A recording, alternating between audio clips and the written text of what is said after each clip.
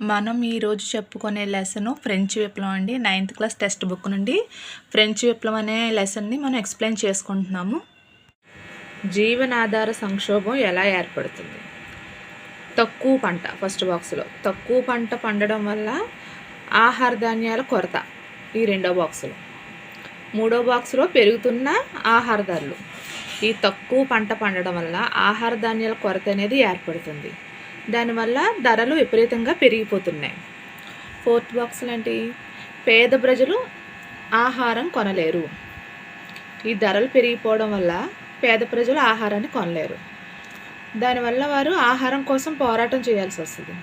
వారికి ఆహారం దొరక్క వాళ్ళ శరీరాలు బక్క చిక్కిపోతున్నాయి. దాంతో వాళ్ళకి వ్యాధులు, అంటువ్యాధులు వస్తున్నాయి. దానివల్ల మరణాల సంఖ్య పెరుగుతుంది. దీని అంతటికి కారణం తక్కువ పంట పండడం వల్ల, ఆహార ధాన్యాల కొరత ఏర్పడడం వల్ల, పెరుగుతున్న ఆహార ధరల వల్ల పేద ప్రజలు ఆహారం కొనలేరు. వాళ్ళకి ఆహారం కోసం పోరాటం చేయాలి. ఆహారం లేక వాళ్ళు శరీరాలు బక్క చిక్కిపోతున్నాయి. దానివల్ల వాళ్ళకి వ్యాధులు, అంటువ్యాధులు వస్తున్నాయి. దానివల్ల మరణాల సంఖ్య పెరుగుతుంది. ఇది జీవనాధార సంక్షోభం ఏర్పడే విధానం. అయితే ఈ పేరా చూద్దాం. పెరుగుతున్న మధ్యతరగతి ప్రత్యేక హక్కులకు చరమగీతం.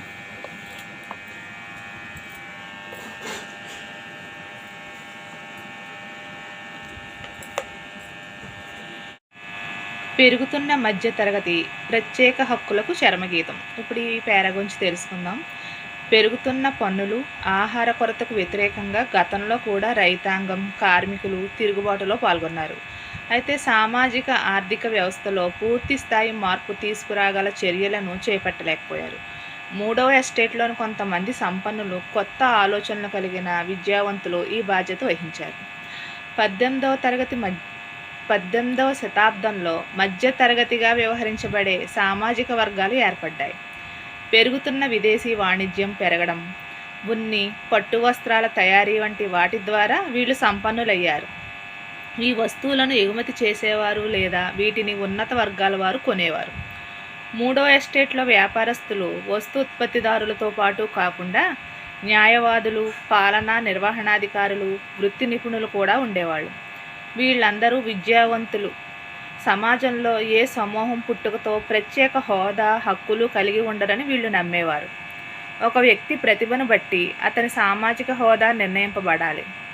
John Locke, Jean Jacques Rousseau వంటి తత్వవేత్తలు ప్రతిపాదించిన అందరికీ స్వాతంత్రం, సమన్యాయం, సమాన అవకాశాలు ఉండే సమాజం ఏర్పడాలి అనే ఆలోచనలు ముందుకు తెచ్చారు.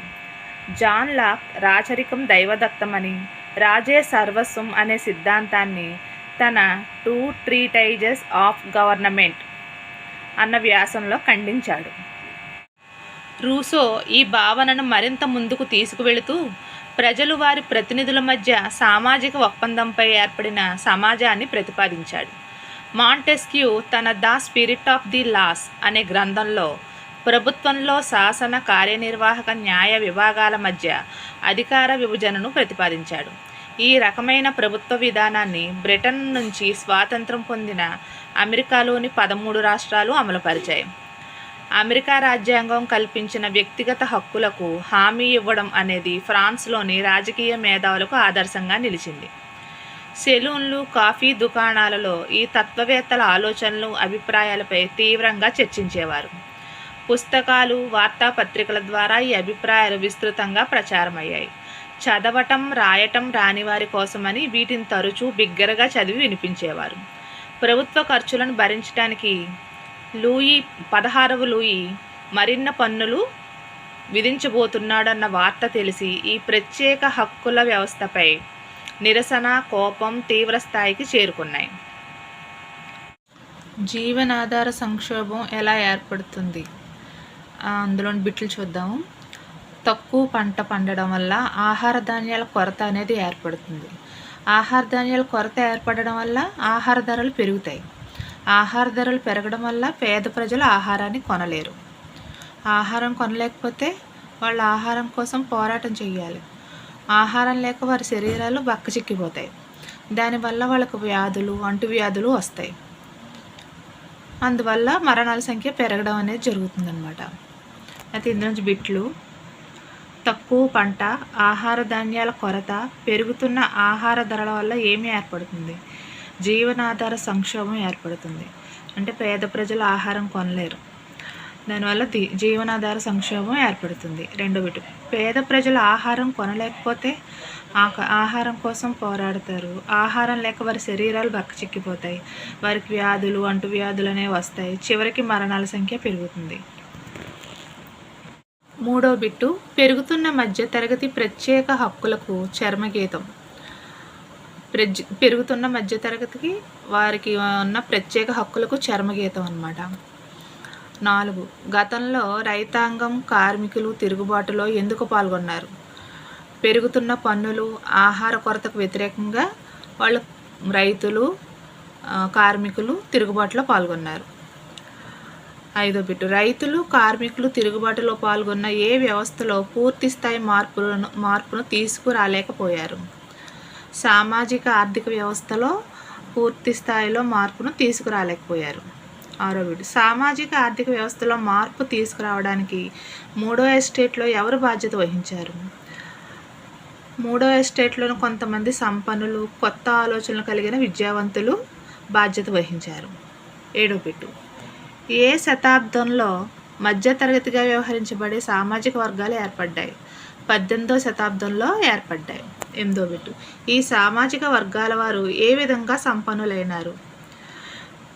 విదేశీ వాణిజ్యం పెరగడం ద్వారా, ఉన్ని, పట్టు వస్త్రాల తయారీ వంటి వాటి ద్వారా వీళ్ళు సంపన్నులైనారు. 9వ బిట్టు: సమాజంలో ఏ సమూహం పుట్టుకతో ప్రత్యేక హోదా, హక్కులు కలిగి ఉండరని వీళ్ళు నమ్మేవారు? మూడవ ఎస్టేట్లో న్యాయవాదులు, పాలనా నిర్వహణాధికారులు, వృత్తి నిపుణులు, వీరందరూ విద్యావంతులు వీరందరూ కూడా పుట్టుకతో ప్రత్యేక హోదా, హక్కులు కలిగి ఉండరని నమ్మేవారు. 10వ బిట్టు: ఒక వ్యక్తి ప్రతిభను బట్టి అతనికి ఏ హోదా ఉండాలి? సామాజిక హోదా ఉండాలి. 11. అందరికీ స్వాతంత్రం, సమన్యాయం, సమాన అవకాశాలు ఉండే సమాజం ఏర్పడాలి అనే ఆలోచనను ముందుకు తెచ్చిన తత్వవేత్తలు ఎవరు? John Locke, Jean Jacques Russo.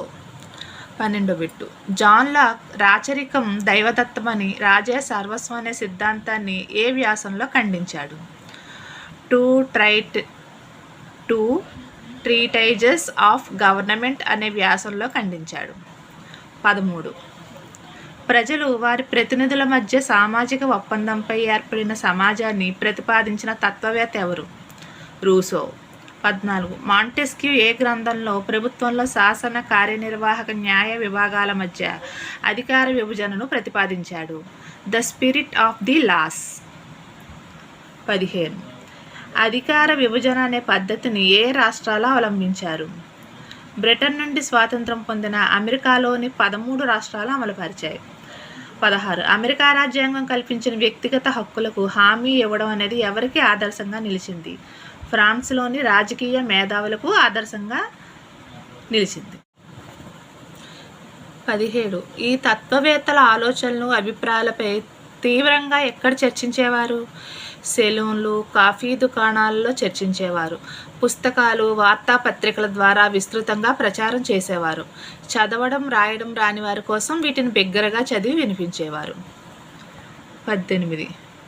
16 ఏ చర్యలను చేపడతాడనే వార్త తెలియడం వల్ల ఈ ప్రత్యేక హక్కుల వ్యవస్థపై నిరసన, కోపం తీవ్రస్థాయికి చేరుకున్నాయి. ప్రభుత్వ ఖర్చులను భరించడానికి మరిన్ని పన్నులు విధించబోతున్నాడని తెలిసి ఈ ప్రత్యేక హక్కుల వ్యవస్థపై నిరసన, కోపం అనేవి తీవ్రస్థాయికి చేరుకున్నాయి. మీకు ఈ వీడియో నచ్చితే నా ఛానల్కి లైక్ చేయండి, సపోర్ట్ చేయండి, సబ్స్క్రైబ్ చేయండి.